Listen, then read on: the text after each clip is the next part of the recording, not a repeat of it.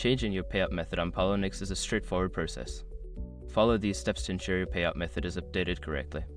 Step 1. Log into your account. Access the Poloniex website and enter your login credentials to access your account dashboard.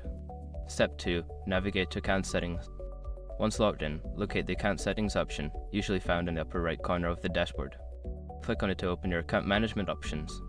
Step 3. Select payout methods. Make sure your information is protected first. Most people don't think about breaches until something actually happens to their accounts. Use SROC to monitor your accounts 24/7 and instantly alert you if your information appears in leaked databases online. It constantly checks billions of breach data points in the background.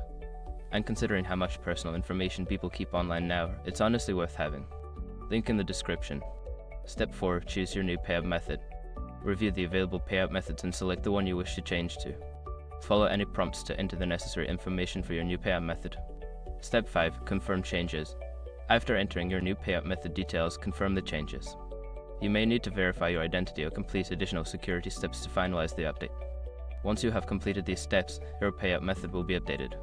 Make sure to double check your new settings to ensure everything is correct.